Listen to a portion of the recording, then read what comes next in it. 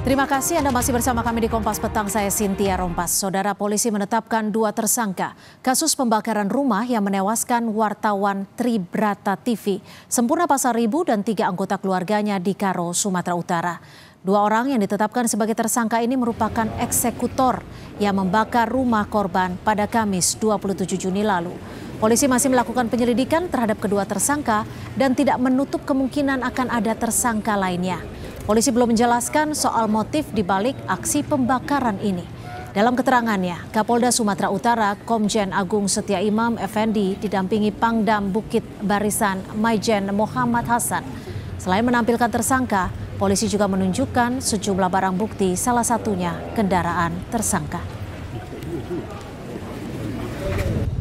Sebagaimana CCTV menangkap pergerakan mereka di lokasi, mereka datang untuk mensurvei dulu, memastikan dulu, dan kemudian mengeksekusi dengan membakar atau menyemprotkan dulu 2 botol ini ke rumah korban. Kemudian dia melakukan pembakaran. Fakta inilah yang kemudian kami simpulkan bahwa ini adalah kejahatan. Dan kita terus menguatkan pembuktian kita terkait dengan kasus ini. Hari ini kami tangkap para eksekutornya dan sedang bekerja kita untuk menentukan siapa orang-orang yang kemudian terlibat selain para eksekutor ini. Sementara itu, Pangdam 1 Bukit Barisan Maijen Muhammad Hasan menyatakan akan mendukung penuh langkah-langkah yang dilakukan polisi untuk mengusut kasus pembakaran yang menewaskan 4 orang di Karo, Sumatera Utara. Dirinya menegaskan akan memberikan sanksi bila ada oknum prajurit TNI yang terlibat. Pada kesempatan siang hari ini, saya hadir di sini. Kami memberikan dukungan penuh ya, TNI, khususnya dalam hal ini Kodam 1 Bukit Barisan, karena kemarin dalam pemberitaan selalu dikaitkan ya, pada siang hari ini kita semua sudah mendengar penjelasan dari Bapak Kapolda. Kita dukung penuh, kami menyatakan dukungan penuh langkah-langkah selanjutnya yang akan ditindaklanjuti oleh Polda. Jadi mungkin itu yang perlu kami sampaikan. Terima kasih. Sebelumnya, Dewan Pers menemukan fakta bahwa kasus kebakaran yang menewaskan Sempurna Pasaribu dan ketiga anggota keluarganya terjadi setelah korban memberitakan perjudian yang ada di Karo, Sumatera Utara. Karena itu, Dewan Pers meminta TNI Polri untuk membentuk tim investigasi dan mengusut kasus ini secara terbuka. Dewan Pers juga akan membentuk tim investigasi yang melibatkan aparat dan unsur jurnalis.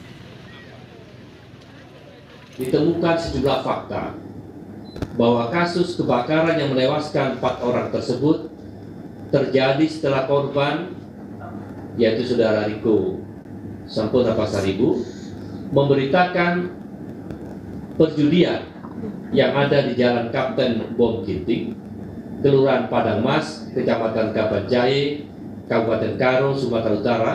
Atas kejadian tersebut, Dewan Pers meminta Kapolri bersama Kapolda Sumatera Utara membentuk tim penyelidikan yang bersikap adil dan imparsial dalam mengusut kasus ini. Dewan Pers meminta Panglima TNI dan Pangdam Bukit Barisan membentuk tim untuk mengusut kasus ini secara terbuka dan imparsial. Saat ini polisi masih melakukan pengembangan penyelidikan kasus pembakaran rumah wartawan yang menewaskan 4 orang di Karo, Sumatera Utara setelah menetapkan 2 orang menjadi tersangka. Untuk mengetahui perkembangan penyidikan sudah bergabung bersama kami Kabid Humas Polda Sumatera Utara, Kombes Hadi Wahyudi. Selamat petang Pak Hadi, terima kasih sudah bersama kami di Kompas Petang. Saat ini polisi sudah menetapkan 2 tersangka untuk kasus ini. Peran dari kedua tersangka ini apa saja, Pak Hadi? Iya, yang pertama kami sampaikan bahwa 9 hari proses penyelidikan yang dilakukan oleh Polda Sumatera Utara bersama jajaran Polres Tanah Karo telah membuahkan hasil di mana kita sudah mendapatkan dan menetapkan 2 orang tersangka, yaitu RAS dan YST. Semua ini tidak terlepas dari proses penyelidikan yang dilakukan secara saintifik, semua terlibat, kemudian kajian secara komprehensif melalui ilmiah juga dilakukan, kemudian forensik kepolisian juga bekerja, laboratorium pun juga demikian, hasil otopsi pun juga demikian. Dan proses analisa CCTV yang juga dilakukan oleh tim Direktorat Reserse Kriminal Umum Polda Sumatera Utara menjadi titik awal proses ataupun progres daripada ditangkapnya 2 orang pelaku yang tadi saya sebutkan, RAS dan YST. RAS ini dia memiliki peran adalah sebagai orang yang membeli solar dan pertalite. Kita juga sudah periksa toko ataupun bensin eceran, pedagang bensin eceran dan dia membenarkan bahwa RAS tersebut membeli yang tadi saya sebutkan. Kemudian yang kedua, tersangka YST atau Selawang, dia berperan sebagai orang yang menyiramkan bahan bakar itu dari mulai dia datang mendekat ke rumah. Pak Kabid, maaf saya potong. Terkait dengan motif dari pendalaman para tersangka ini, sudah diketahui motif utamanya apa? Apakah memang betul ada keterkaitan terkait dengan pemberitaan judi online? Kami kembali konfirmasi. Ya, kami sampaikan bahwa proses penyidikan yang dilakukan Polda Sumatera Utara tidak berhenti dari 2 orang yang saat ini ditetapkan sebagai tersangka. Kita juga sudah mengantongi, seperti yang disampaikan oleh Bapak Kapolda, ada dugaan pelaku yang lainnya. Ini yang sedang kita dalami dan tentu dari situ nanti kita akan bisa mendapatkan secara utuh keterangan dan bisa menyimpulkan terkait dengan motif apa yang sebenarnya terjadi.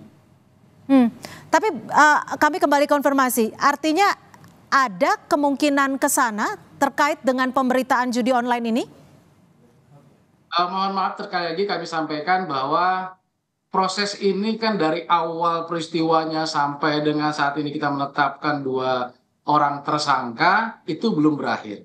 Masih ada dugaan-dugaan pelaku yang lainnya dan ini yang terus kita dalami. Jadi sekali lagi untuk mengkonstruksikan secara utuh motifnya, keterlibatannya, kemudian mungkin bisa ditarik benang merahnya terkait dengan apa yang Mbak sampaikan, kita tunggu proses lengkap nanti penyidikan ini tuntas. Oke, ini kan juga sempat disebutkan bahwa ada kemungkinan tersangka lain.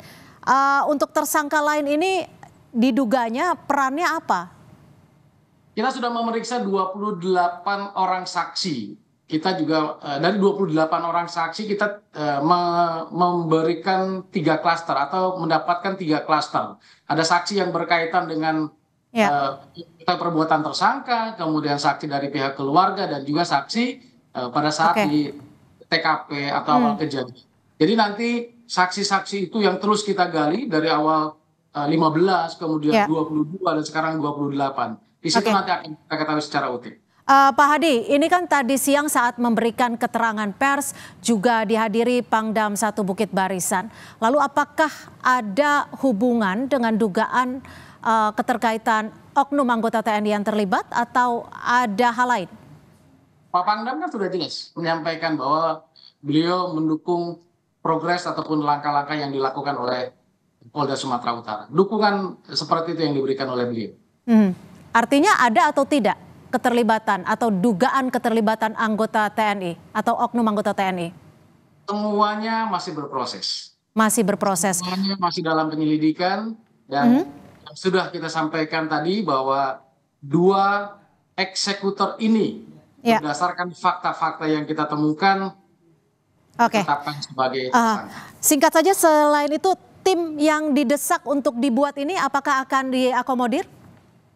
Desakan dari Dewan Pers? Awal peristiwa tanggal 27 Juni, Polda Sumatera Utara itu sudah melakukan langkah-langkah dengan mendatangi TKP, melakukan otopsi, kemudian tim laboratorium forensik turun.